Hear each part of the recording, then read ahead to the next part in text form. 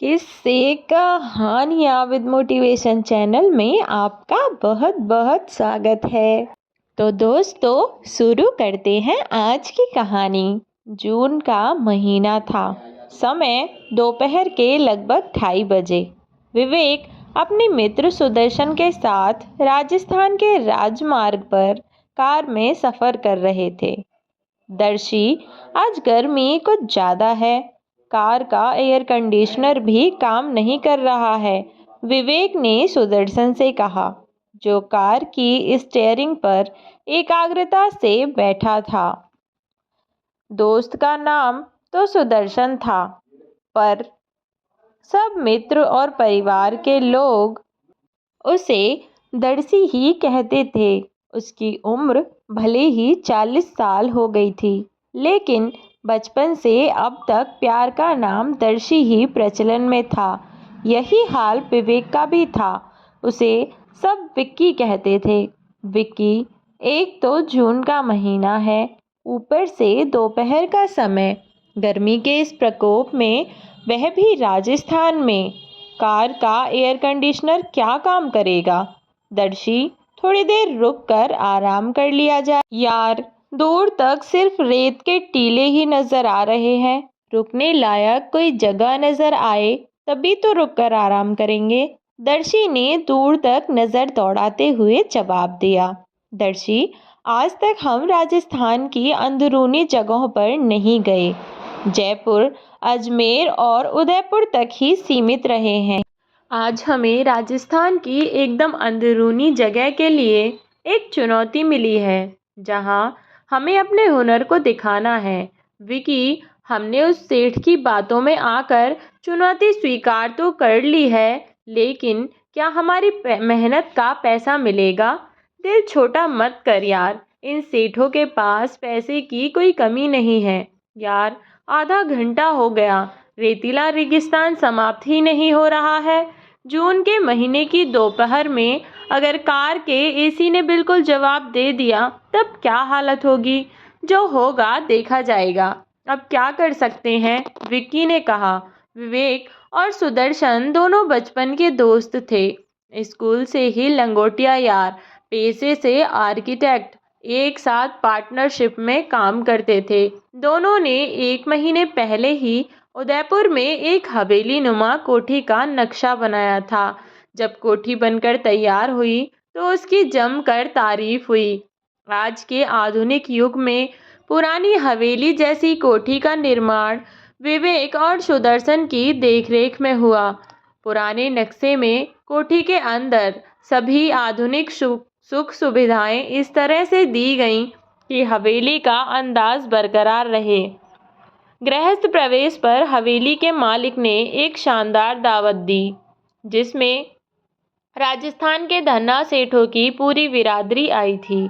विवेक और सुदर्शन के काम से प्रभावित होकर सेठ पन्नालाल ने उन्हें अपनी हवेली के निर्माण का कार्य सौंपा था। सेठ पन्नालाल ने अपने पुश्तैनी मकान की जमीन पर उन्हें विशाल हवेली तैयार करने का जिम्मा दिया था। गर्मी में कार चलाते हुए दोनों आशंकित हो रहे थे कि कहीं कार जवाब ना दे दे।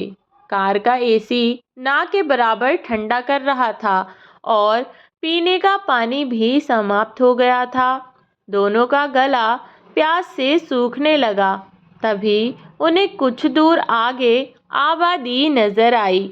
वह एक छोटा सा गांव था। गांव में सड़क किनारे ट्रक रिपेयर की वर्कशॉप थी। कुछ दुकानें भी थीं, पर दोपहर की गर्मी की वजह से बंद थी। सुदर्शन ने कार ट्रक रिपेयर वर्कशॉप के पास रोकी। वर्कशॉप से एक मिस्त्री बाहर आया। साहब, कार दिखानी है क्या? ठीक हो जाएगी। हमारी वर्कशॉप में स्कूटर, बाइक से लेकर कार, ट्रक सभी रिपेयर होते हैं, मिस्त्री ने बताया। विवेक और सुदर्शन उसकी बात सुनकर मुस्कुरा दिए। भारत तरक्की पर है, एक ही जगह सभी सुविधाएं, और वह भी गांव में। कार तो ठीक है, पर गर्मी बहुत है, पीने के लिए पानी चाहिए, विकी ने कहा। उस आदमी ने आवाज़ दी। एक लड़का वर्कशॉप से निकला और साथ वाली दुकान खोली जिसमें किराने का सभी सामान मौजूद था। क्या लोगे? साहब, सब कुछ मिलेगा, कोल्ड ड्रिंक भी और ठंडी बियर भी। क्या पियोगे साहब? अभी तो सादा पानी चाहिए, बाकी बाद में देखते हैं। पानी पीने के बाद विवेक और सुदर्शन वहां पड़ी चारपाई पर बैठ गए। थकान हो गई है विक्की, थोड़ा आराम कर लें क्या? सुदर्शन ने विवेक से उसकी राय पूछी। अगर आराम के लिए जगह मिल जाए तो ज़रूर करेंगे। सुदर्शन ने वर्कशॉप वाले आदमी से थोड़ी देर आराम करने के लिए थोड़ी जगह देने के लिए कहा। साहब, आपको कहाँ जाना है? रंग बागड़ू में सेठ पन्नालाल के यहाँ जाना है। वह अपने पुश्तैनी घर की जगह हवेली का निर्माण करवाना चाहते हैं। हम दोनों आर्किटेक्ट हैं। रंग बागड़ू वैसे तो करीब 80 किलोमीटर होगा, लेकिन यहाँ से आगे सड़क का भरोसा नहीं है। सड़क पक्की जरूर है, रेत उड़ती है तो सड़क पर सिर्फ रेत ही रेत नजर आती है। कार चलाने में भी दिक्कत होती है। मेरी राय तो यह है कि आप रात यहीं गुजार लें, सुबह चले जाना। मौसम भी थोड़ा ठंडा रहता है और रेत भी नहीं उड़ती। रात में रुकने की जगह मिल जाएगी क्या? सुदर्शन ने पूछा। सामने देखिए, आपको एक हवेली नजर आएगी, जो ऊंचा मकान है। क्या उसकी बात कर रहे हो? विवेक ने हाथ से इशारा करते हुए पूछा। जी साहब, यह हवेली सेठ मूंगालाल की है। छोटा सा यह गांव उन्हीं का बसाया हुआ है। आप वहां रुक सकते हैं। हम उन्हें जानते तक नहीं, वह हमें अपनी हवेली में क्यों रुकने देंगे? हवेली के कुछ कमरे मेहमानों के लिए हैं, आप वहां रुक सकते हैं। चलिए, मैं आपको वहां ले चलता हूँ। उस आदमी को कार में बैठाकर तंग गली से गुजरते हुए दोनों हवेली के गेट तक पहुंचे। मुख्य सड़क से हवेली तक गली के दोनों ओर कच्चे पक्के, कहीं 1 मंजिल के और कहीं 2 मंजिल के मकान थे। हवेली पर जाकर गली समाप्त हो गई थी। गली के ठीक सामने हवेली का बहुत बड़ा दरवाज़ा था जो बंद था। सुदर्शन ने हवेली की दीवार से कार सटाकर पार्क की, जैसे किसी किले का बड़ा सा दरवाज़ा होता है। ठीक उसी तरह का दरवाज़ा था हवेली का। विवेक और सुदर्शन चूंकि आर्किटेक्ट थे, वे बहुत सूक्ष्म दृष्टि से दरवाजे पर हुई नक्काशी का निरीक्षण करने लगे। नक्काशी धूल से लथपथ थी और अपने पुराने इतिहास की कहानी खुद बयां कर रही थी। दर्शी, यह हवेली तो कम से कम 100 साल पुरानी होगी। दरवाजे की नक्काशी अपने जन्म का खुद बयान कर रही है। विक्की, बिल्कुल ठीक कहा तुमने। उस दरवाजे में एक छोटा दरवाजा था, वह खुला और तीनों अंदर चले गए। हवेली की देखभाल करने वाले रखवालों में से एक रखवाले ने दरवाजा खोला। वर्कशॉप वाले व्यक्ति ने उससे कुछ बात की, जिसके बाद उस रखवाले ने हवेली की बैठक खोली। धूल देखकर विवेक और सुदर्शन समझ गए कि हवेली के मालिक वहां कभी नहीं आते होंगे। रखवाले ने कुर्सियां पोंछकर साफ की। आइए साहब जी, थोड़ा आराम कीजिए, चाय लेंगे क्या? विवेक और सुदर्शन ने हामी भर दी। आराम कुर्सी पर धीरे धीरे आगे पीछे झूलते हुए दोनों हवेली का निरीक्षण करने लगे। बैठक बहुत बड़ी थी, जो 3 मंजिल की थी। दूसरी और तीसरी मंजिल पर खिड़कियां थीं। तभी चाय आ गई। बर्न चाइना के सुंदर कप में चाय की चुस्कियां लेते हुए विवेक ने रखवाले से पूछा, क्या नाम है आपका? मेरा नाम भंवर सिंह है, उसने बताया। इस हवेली में कब से हो? मैं तो जनाब पैदा ही इस हवेली में हुआ था। पहले मेरे दादा ने यह हवेली संभाली, फिर मेरे पिता ने, और अब मैं इसे संभाल रहा हूँ। बहुत खूब, ऐसी सेवा भी किस्मत से मिलती है। जी जनाब। चाय कैसी लगी? चाय एकदम मस्त है। तुलसी और अदरक के स्वाद से चाय वैसे भी बहुत पौष्टिक हो जाती है। यह तो है जनाब। इस हवेली के बारे में कुछ बताओ। देखने में बहुत पुरानी लगती है। यह हवेली 200 साल पुरानी है। 100 साल से तो हमारा परिवार ही इसे संभाल रहा है। इसके मालिक सेठ मूंगालाल हैं। 80 के लपेटे में होंगे। उनकी तबीयत कुछ ठीक नहीं चल रही है, इसलिए अब यहाँ नहीं आते। बहुत बड़े व्यापारी हैं। देश विदेश में ऑफिस हैं। बेशुमार दौलत है। उनके पास धन का समंदर कहूँ तो गलत नहीं होगा। बोरों में रकम पड़ी रहती है। यह हवेली मूंगालाल के पुरखों ने बनवाई थी। मूंगालाल के बच्चे यहाँ नहीं आते। वे विदेश में ही अधिक रहते हैं। भंवर सिंह, हम आर्किटेक्ट हैं, इसी नाते इस हवेली को ठीक से देखना चाहते हैं। हम रंग बागड़ू में सेठ पन्नालाल के पुश्तैनी मकान की जगह एक हवेली के निर्माण के सिलसिले में जा रहे हैं। आर्किटेक्ट होने के नाते इस हवेली की बनावट शायद हमारे काम आ जाए। जनाब, अभी धूप और गर्मी दोनों हैं। शाम के समय आपको हवेली के दर्शन करवाएंगे। हमें आगे रंग बागड़ू भी जाना है। रंग बागड़ू कल सुबह जाना। आज हमारे मेहमान रहिए। आपको हवेली देखने का आनंद रात को ही आएगा। बहुत सी रहस्य की बातें हैं। मुझे लगता है उन बातों को आपको ज़रूर जानना चाहिए। भंवर सिंह की बातें सुनकर विवेक ने सुदर्शन की ओर देखा। सुदर्शन ने गर्दन हिलाकर हामी भर दी। भंवर सिंह चला गया। भंवर सिंह के जाने के बाद विवेक और सुदर्शन हवेली की बैठक का निरीक्षण करने लगे। भंवर सिंह के मुताबिक हवेली 200 साल पुरानी थी। हवेली की बैठक बहुत बड़ी, करीब एक हॉल के बराबर थी। लाल किले के दीवाने खास जैसी दूसरी और तीसरी मंजिल की खिड़कियां बंद थीं।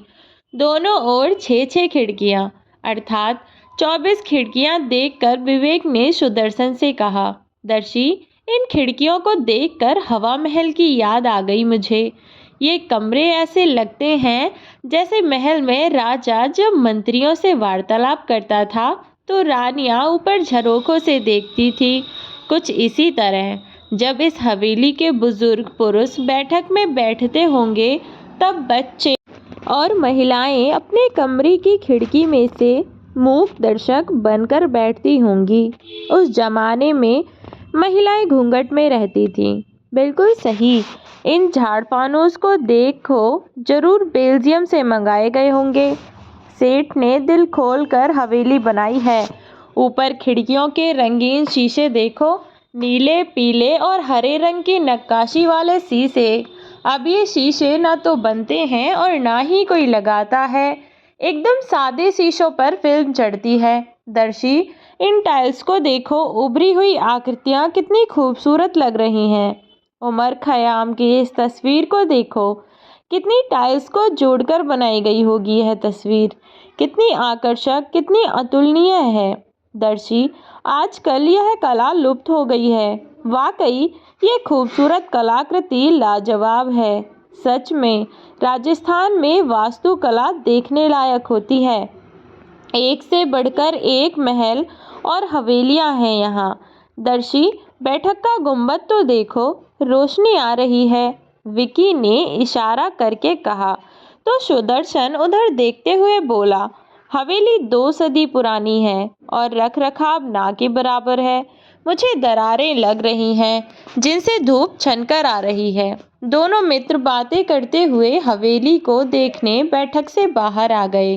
हवेली के पिछले भाग में बहुत बड़ा बगीचा था, जिसमें फव्वारे लगे थे। फलदार पेड़ शोभा बढ़ा रहे थे। रख रखाव की कमी वहां भी साफ झलक रही थी, परंतु पेड़ फलों से लदे हुए थे। एक तरफ गुलाब के फूलों की क्यारियां थीं और पीछे सब्जियों की क्यारियां।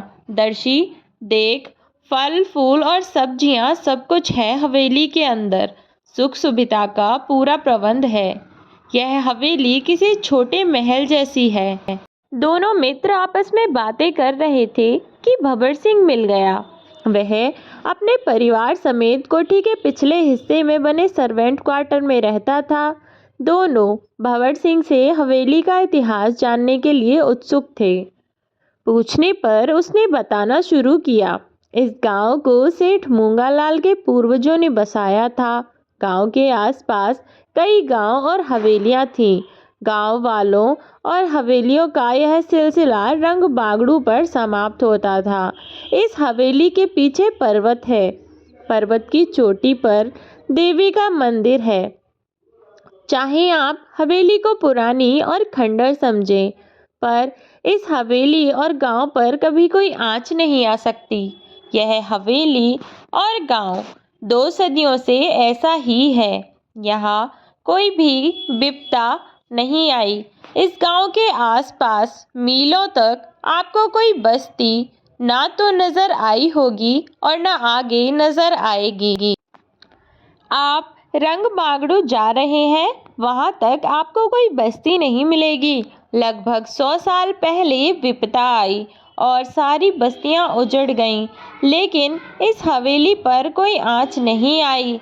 यह कैसे संभव है? विवेक और सुदर्शन ने एक साथ पूछा। साहब, यह एक रहस्य है जिसे मेरे सिवा कोई और दूसरा नहीं जानता। उसकी बात से विवेक और सुदर्शन की उत्सुकता बढ़ने लगी। भंवर सिंह, हम ठहरे आर्किटेक्ट, बिना देखे नहीं समझ पाएंगे। ठीक है, रात के 12 बजे मैं आपको उस जगह ले जाऊंगा। आप आज रात यहीं रुकें। विवेक और सुदर्शन रात को हवेली में रुक गए। अमावस की रात थी। बादलों से घिरा आसमान काला स्याह नजर आ रहा था। गांव वाले सभी नींद में थे। भंवर सिंह का परिवार भी सो रहा था। विवेक और सुदर्शन की आंखों में नींद नहीं थी। हवा धीमी गति से बह रही थी। शाम को गई बिजली अभी तक नहीं आई थी। गांव में 24 घंटे बिजली का सुख नसीब नहीं होता। एक बार गई, ना जाने कब आए। काली घनी अमावस की रात एक डरावना माहौल पैदा कर रही थी। हवेली के पीछे बगीचे में एक बेंच पर विवेक बैठा था, जबकि सुदर्शन चहलकदमी कर रहा था। विकी, मुझे ठीक नहीं लग रहा है। माहौल बहुत डरावना है। निकल चलते हैं। दर्शी, आज जिंदगी में पहली बार ऐसे डरावने माहौल का सामना कर रहे हैं। फिर भी हमें हिम्मत रखनी होगी। यहाँ से जाएंगे भी तो कहाँ जाएंगे? विकी, बाहर कार खड़ी है, चलते हैं। या तो रंग बागड़ू या फिर दिल्ली, अपने घर। उसी बीच भंवर सिंह लालटेन के साथ आता नजर आया। वह पास आकर बोला, साहब जी, 12 बज रहे हैं, आइए मेरे साथ। विवेक और सुदर्शन चुपचाप भंवर सिंह के पीछे चल दिए। हवेली के एक छोर पर जाकर उसने एक दरवाजा खोला। दरवाजे के पास नीचे जाने के लिए सीढ़ियां थीं। सीढ़ियां उतरकर वे एक कमरे में पहुंचे। यह एक तहखाना था, जिसकी दीवारों पर विचित्र सी आकृतियां बनी थीं।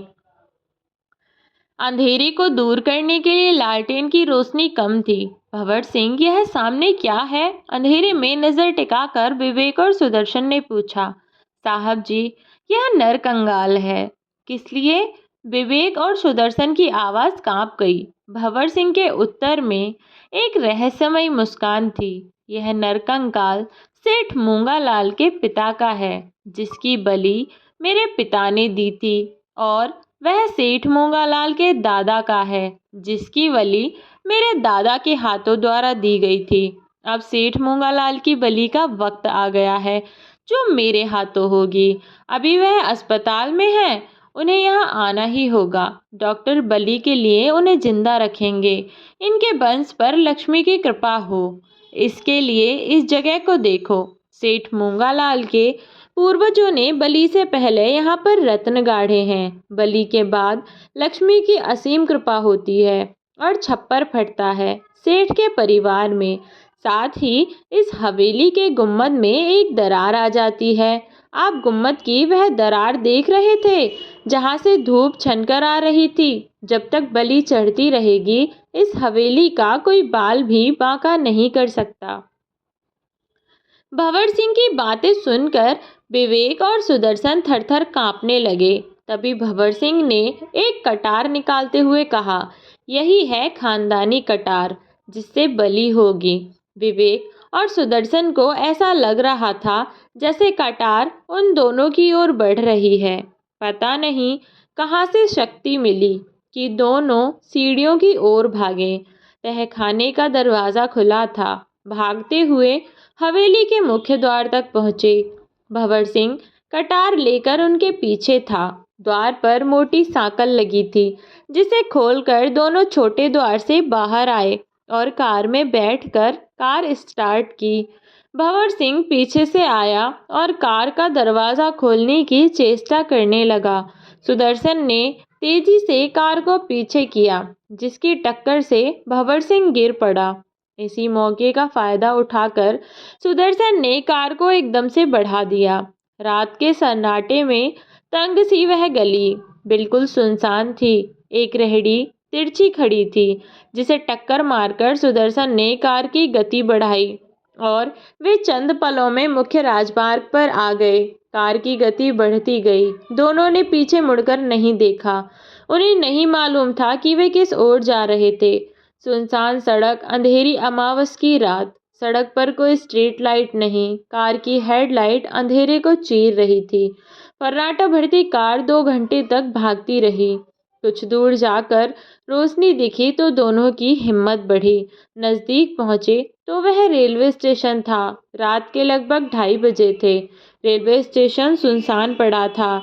उन्होंने रेलवे स्टेशन के बाहर कार खड़ी की। कार की आवाज़ सुनकर स्टेशन मास्टर बाहर निकला। कौन है इतनी रात को? क्या काम है? स्टेशन मास्टर ने पूछा। विवेक और सुदर्शन डर की वजह से कार से बाहर नहीं निकले। स्टेशन मास्टर ने टॉर्च की रोशनी कार पर डाली और कार के शीशे को खटखटाया। सुदर्शन ने कार का शीशा थोड़ा नीचे करके कहा, हमें रंगबांगड़ू जाना है। शायद हम रास्ता भूल गए हैं। रास्ता तो एकदम सही है। यह रंगबांगड़ू का ही स्टेशन है। आपको किसके यहाँ जाना है? यह सुनकर दोनों की जान में जान आई और दोनों कार से उतर आए।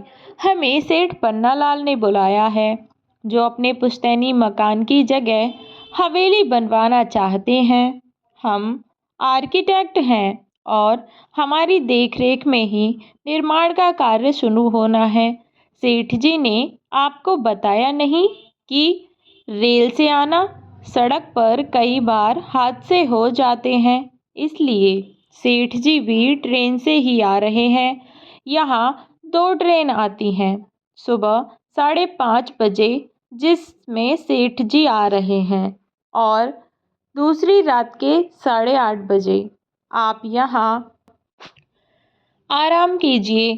सुबह सेठ जी के साथ जाना। यहाँ से 10 मिनट का रास्ता है उनके गांव का। ठीक है, हम कार में आराम कर लेंगे। अभी तो 3 घंटे हैं ट्रेन आने में।